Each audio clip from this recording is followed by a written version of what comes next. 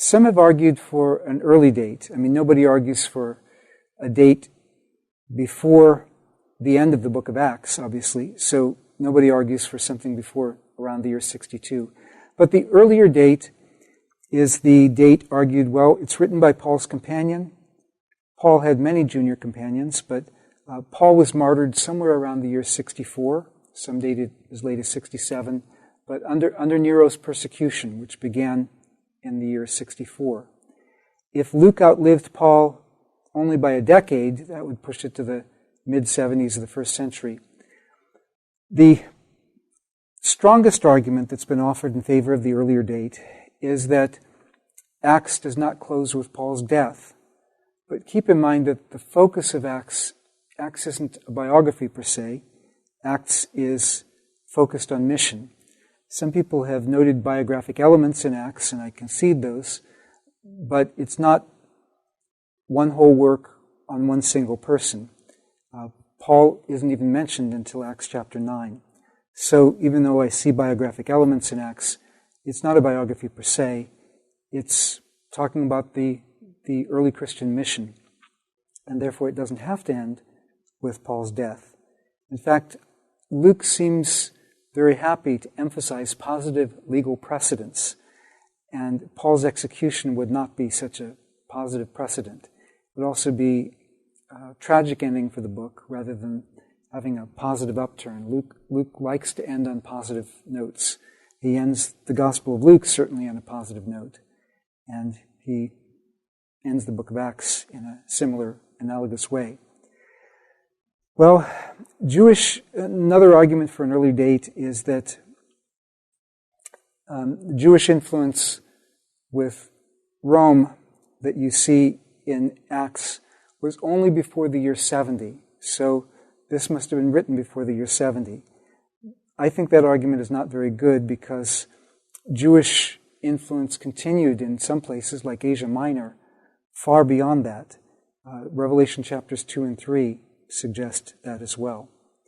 So, talking about a later date from between 70 and 90, this is where the majority of scholars fall. The second leading group is the group in the 60s we've just mentioned, but the majority of scholars date Luke in the 70s or 80s. Here are some of the reasons for that. Luke chapter 21 looks like it was written after 70. It adjusts the language. In Mark 13, it looks like Jesus may come back at the same time that the temple is destroyed. Matthew chapter 24 qualifies that somewhat by clarifying the nature of the disciples' questions. So it's really two questions.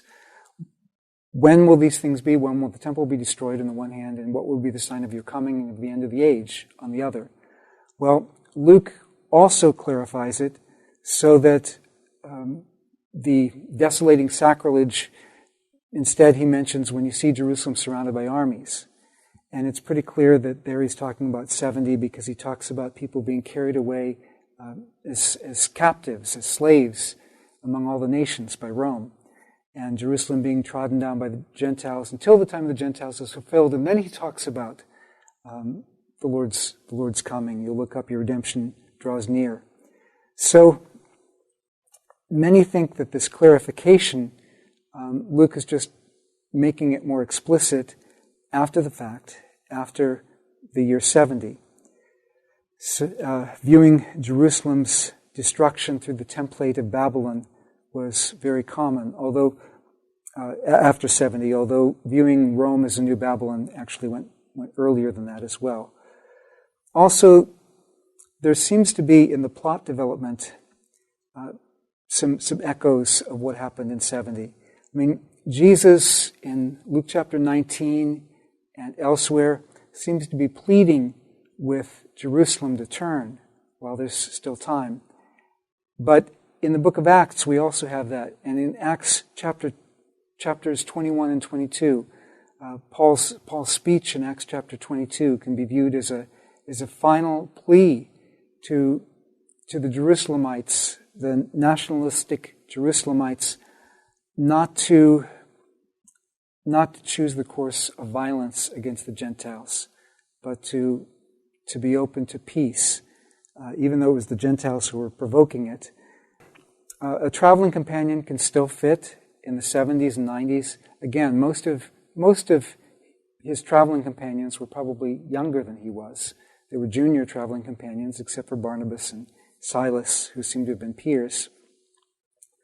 Another plank in the 70 to 90 argument is that Luke used Mark as a source. It's pretty clear. He cleans up Mark's grammar. Mark wouldn't take Luke and then use more street-level grammar when people really respected the higher-level grammar, higher in terms of what was considered higher grammatically in that day. Luke used Mark as a source, and we know that Luke used sources. He tells us that point blank in Luke chapter 1. Mark may have been written around the year 64. Scholars usually date Mark between 64 and 75. I favor the earlier date for Mark. Actually, we don't know. It's possible Mark could have been written long before that. It could have been written in the 40s, some have suggested. But probably, from what we have from Papias, if Mark got these things from Peter, probably he got them from Peter when he was with him in Rome. And that being the case, a date in the 60s, before Peter's martyrdom, probably somewhere around 64, makes sense for Mark, although Mark could have published after he got the material. But in any case, if we take a date in the 60s, we have to leave time for Mark to be in circulation enough for Luke to have it as an available source. So sometime after 70 makes sense. Now, some have argued for a very late date. Some have argued that based on dependence on Josephus, because Josephus also mentioned some of the things that we have in Acts. But I look at it this way. If Josephus is not simply making up those events that he narrates, then these were events that were already known, and other people besides Josephus could know about them. You didn't have to wait for Josephus to write about them to know about them. Also, the place where he corresponds most closely with Josephus, in terms of Judas the Galilean and Theudas, he contradicts Josephus, which doesn't very much sound like he's depending on Josephus at that point. The majority view was between 70 and 90. Second leading view was in the 60s. Third leading view was in the 90s. And the least view was in the 2nd century. Now, the 2nd century view has increased since then because of two scholars who have written particularly on that, Richard Purvo and Joseph Tyson. Tyson dates it later than Richard Purvo does, and he thinks it's related to Marcion in the 2nd century. There are not very many scholars who go that far, especially because you can't really separate Luke and Acts that much. Richard Purvo does separate them, although he acknowledges a common author. But for those of us who think it's Luke Acts, that they're meant to be read together, because especially Acts 1:1 refers to the previous volume, and basically the way that a historian would write a second volume, starting by alluding to the previous volume.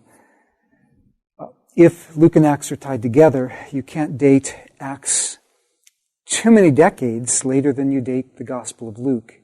And we have reasons to date the Gospel of Luke in the 1st century. And also because I argue for a traveling companion of Paul, which again, detractors of that view have also acknowledged that that is the majority view. So I think that the very late date suffers from a number of weaknesses. Certainly if it was a traveling companion of Paul, you can't date it in the time of Marcion. Now, I have another reason for arguing for a fairly early date, and this reason has to do with something that I argue in terms of the purpose of the book, because it was clear to me the last quarter of Acts is Paul in captivity. Luke is with him. It's very important to Luke.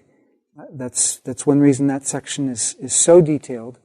But, you don't have some of the characteristics you have in other sections. You don't have very much of the signs and wonders, although you do have them coming up.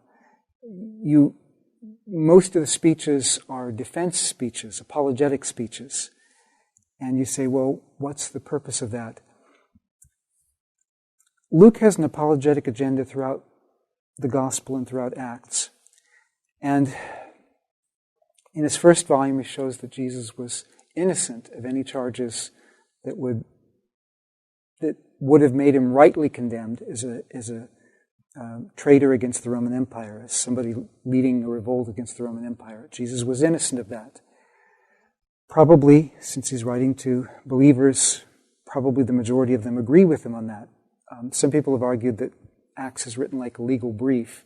It's actually not written like a legal brief, but it does include the kind of issues that would have come up in a legal brief, which wouldn't be a full-fledged narrative like this. But if you go through the book of Acts, 1/4 of the book of Acts is, Paul in custody, Paul defending himself in custody, and the charges against Paul that are most damaging, for which some evidence could be raised, is that Paul instigated riots. This is a charge of sedition, Acts 24, verse 5. And you look through the rest of Acts, and Luke mentions riots in many of the places that Paul ministered. Now, if you're defending Paul against that charge, why are you going to even mention the riots? Well, presumably he had to, because the riots were known. So what Luke does is show that Paul didn't instigate the riots. And you read Paul's letters, he's not the kind of person who would have instigated riots. That wasn't his agenda. But apparently people had accused him of that. And Luke shows that no, it's not Paul, it's his very accusers, the people who wanted to get Paul in trouble, who were guilty of instigating the riots. Now that's interesting because it was a common defense technique in antiquity to turn the charges against your accusers. Now, why would that be an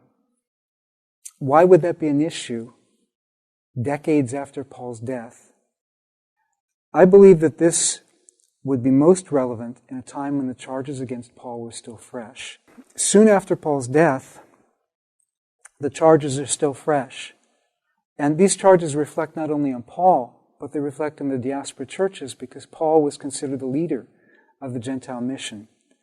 And so, if Paul is reviled, Paul is accused of being a criminal, that looks bad for all the churches. You read this in letters in the New Testament. In 2 Timothy, it speaks of this, this person was not ashamed of my chains. Philippians Chapter 1 speaks of those who who just wanted to cause Paul trouble in prison, but Paul was being tried for the defense of the gospel. So it looks like the legacy of Paul and the legacy of the diaspora mission were connected together. There were some people who wanted to dissociate from Paul because of his imprisonment, because of his execution. But Luke, in his parallel volumes, may be suggesting that just as Jesus was innocent, Paul was innocent also. It was a corruption of justice in both cases for political reasons.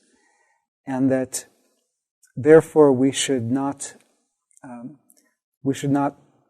dissociate ourselves from Paul, but we should recognize that what he did was good. If that's the case, probably this is written at a time when Paul's legacy was still contested. Probably not around the time that First Clement was written in the 90s, but probably in the 70s or possibly 80s. So I would argue for a date in the 70s. Now, none of these dates are certain. 60s is possible, 80s is possible, 90s I think is pushing it, 2nd century I don't think is likely at all. 70s, I think, is the most likely of the dates. Many evangelical scholars, of whom I'm one, date it in the 70s. Some have said evangelical scholars date it in the 60s. Well, some do. Some date it later. Ben Witherington dates it a bit later than I do. But F.F. Bruce, who laid out the argument for a pre-70 date, particularly cogently, in his 3rd edition of his Acts commentary, changed his view to a post-70 date. So I'm just saying this so that those of you who have heard that everybody should date it in the 60s, just to let you know, I do have company dating it afterwards.